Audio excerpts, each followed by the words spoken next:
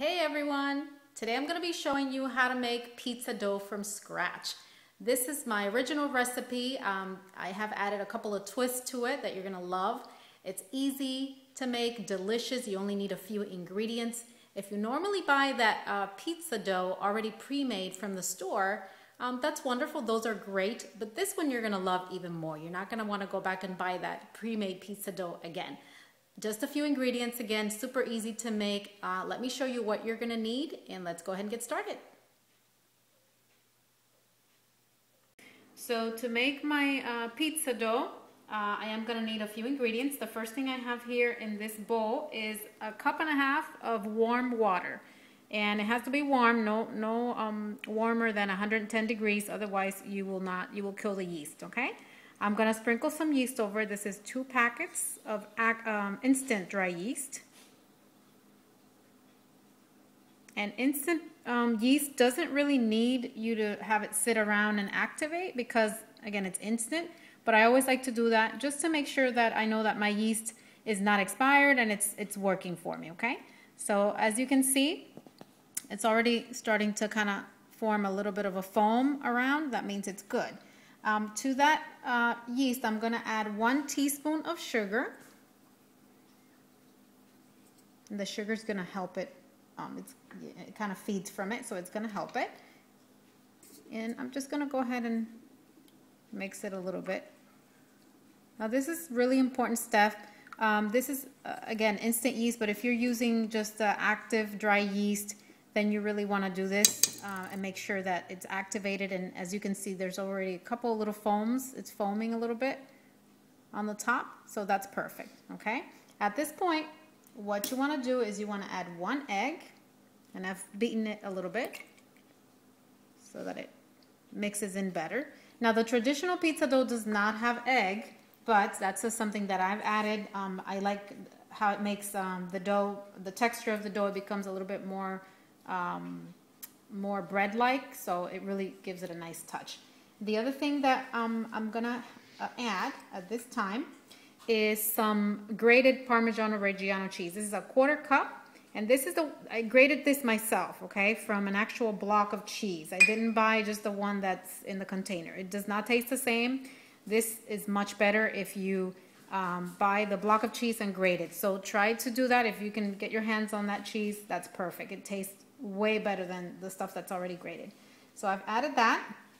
The next thing I'm going to add is 1 teaspoon of salt combined with 1 teaspoon of Italian seasoning. Now this is going to give the crust a really, really nice taste. You can use other dry herbs if you like. That's just a combination that I'm using today, and it does really make a nice, great tasting dough. So what I'm going to do now is I'm going to go ahead and put my bowl in my standing mixer, and I'm going to be using my dough attachment, my dough hook attachment. And I'm just going to give it a little bit of a mix here just to combine everything. You can see the yeast is already looking even foamier. So I just wanted to move it a little bit just to combine it. At this point, what I'm going to do is I'm going to add my flour. Now you're going to need about 3.5 to 4 cups of all-purpose flour. You can use a combination of all-purpose flour with like whole wheat. So you would do like 3 cups of the all-purpose flour and a cup of the whole wheat. Or you can just use all-purpose like I'm doing here. There's also a gluten which is high gluten. It's called like bread flour. You can use that as well if you like. You really don't need to. If you have all-purpose flour like this, it's perfect, okay?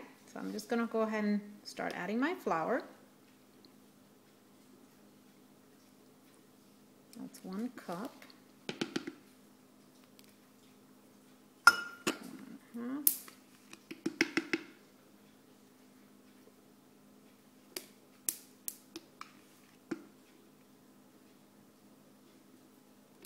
So that's 2.5 cups of flour.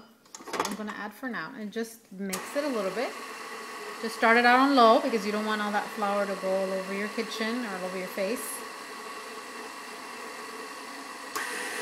And then you can bring up the speed a little bit.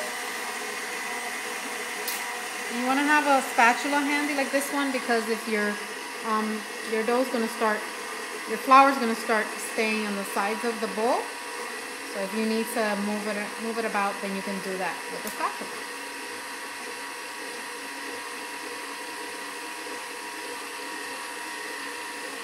Go ahead and stop it and just move some of this flour that's sitting on the side. And just incorporate it like that. Okay, just mix it a little bit more. Now the recipe calls, like I said, for between 3.5 to 4 cups of flour. You may need a little bit more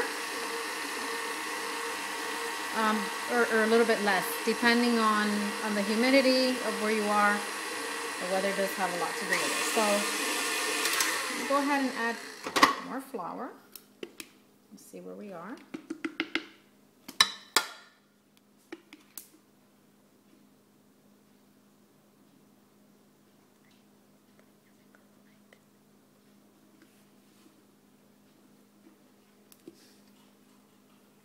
Okay, let's try that. Now you can do this by hand as well. If you don't have a mixer like this one, you would just do it on a regular bowl. Just add all the ingredients. You would just use a large spoon to mix everything together. And it is going to be a little bit more work because you have to do it with your hands. You have to do all the kneading that this machine does for you here, is doing for me here. You have to do it by hand. So you would be kneading it for about 20 minutes before you get the consistency of the dough that you need. At this point, the machine is doing all the kneading for me, okay? So it looks like it's coming together, but it looks like it's gonna need a little bit more flour. I'm gonna just bring down the speed of the machine and add another 1/2 cup.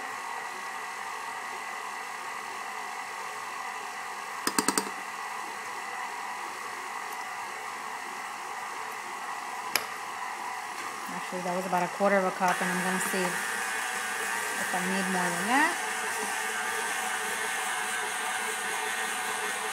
So what you're looking for is for the dough to not stick to the bowl, to the sides or the bottom, and so for all of it, the bowl to be completely clean from the flour. Everything, all the flour incorporated into that dough. And if you can take a look at it now, it's pretty much at the point where all the flour has incorporated and there's no flour sticking to the sides.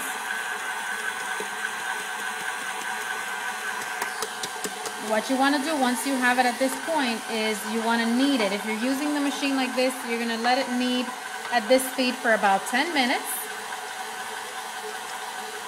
Because you really want to make sure that the gluten is developed and you have a nice, smooth, elastic dough. If you're doing it by hand, then you're going to need to do this for about 20 minutes. So you're going to get a workout. And so till you get what you need. So what I'm going to do now is I'm just going to go ahead and let it run for about 10 minutes. And once it has kneaded for about 10 minutes on the machine, I'm going to put it in a bowl with a little bit of oil. We'll put a little bit of olive oil on the bowl so it doesn't stick, and we'll let it rise. We'll cover it and we'll let it rise for about an hour or maybe a little bit more than an hour. And then I'll show you what we're going to do next. All right, so this is what my dough looks like after I have kneaded it with my dough hook for about 10 minutes. And what I'm going to do is I'm going to put a little bit of flour on my counter, not too much. I'm just going to dump my dough there. Okay, so this is what it looks like. It's just a little sticky. It's not too sticky, which is perfect. And it's still nice and soft, but it holds itself, okay? So what I'm going to do is just knead it a little bit. It's not going to need too much kneading. And you can see that Italian seasoning going throughout the dough with the cheese. Now if you were doing this by hand, this is what you would do for about 20 minutes. So you would get a nice workout. but as you can see, the mixer has done most of the work for me. So I'm just giving it a couple of turns. And this is really how you want to do your kneading, okay? So you see it's a little sticky, but it's not really sticking that much to the counter that I'd have to put more flour. And it's not sticking to my hand either. And what you're looking for is you're looking for your dough to be, like I said, nice and smooth.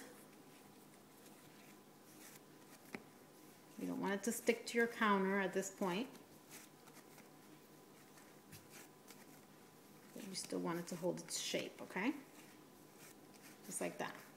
Just form it into a ball. Okay, and what you want to do is, once you stick your finger in, if the dough springs back, that means you've kneaded it enough, okay? So what you're going to do at this point is you're going to put it in a bowl. And you want to make sure your bowl has a little bit of olive oil in the bottom, because you don't want it to stick to the bowl, and you don't want it to form a crust either, okay? So you're going to put it in your bowl, just like that. And just make sure that it's covered. Make sure the oil covers it.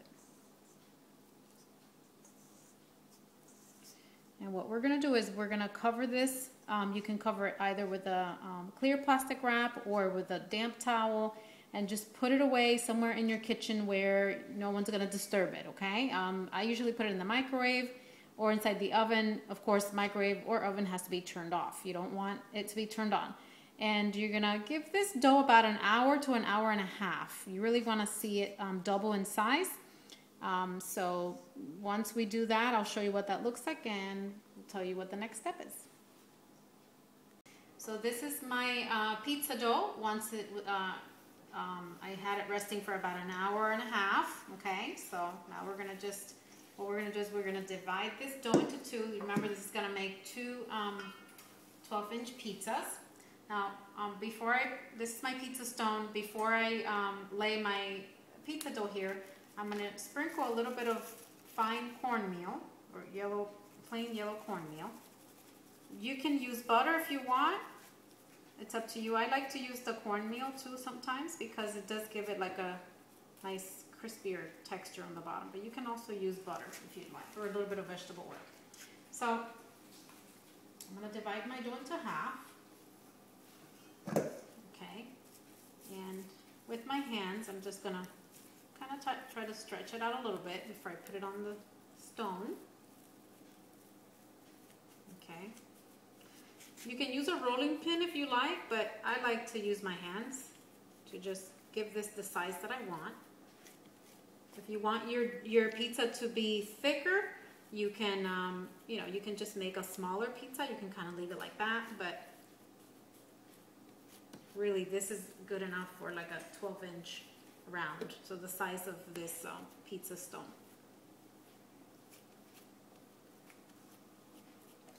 And again, you can use a rolling pin if you want. If you use a rolling pin, it's gonna be more of a thinner crust. It's gonna be thinner than if you just do it with your fingers like that and just open it up.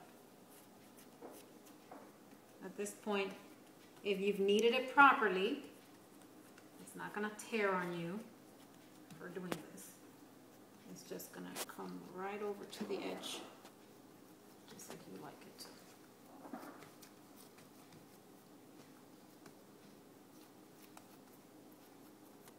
It doesn't have to go all the way to the edge.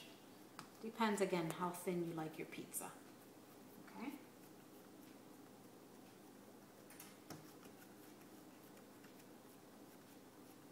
So you can see we started with a small piece of dough, and now we have a good size. Now for this pizza, I just have a combination of provolone and mozzarella, which I have shredded here, and I'm going to use that for my pizza. Okay, so this is about right. I'm gonna get my sauce, and we're gonna put some sauce on it too, before we put the cheese on it. At this time, you wanna be preheating your oven to 450 degrees, okay? If your oven goes that high, that's as high as you want it to go. That's as high as you wanna preheat it. So you wanna cook this as fast as possible to get a nice crust. Okay, so that's perfect. Let me go ahead and get the sauce.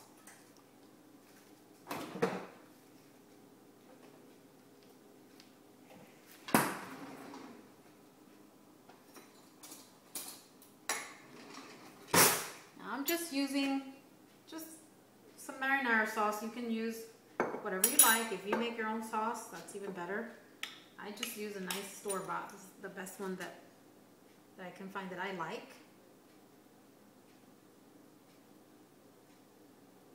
And you can put as much sauce as you want. It depends on what you like, okay? If you don't want to use marinara sauce, you can use fresh tomatoes if you want, when tomatoes are in season. Just keep in mind the tomatoes are you know, they're gonna give you some moisture, some water on your crust. So you have to be careful that you don't make your dough soggy, okay? So don't use too much. So maybe just a little bit more sauce. Tiny bit.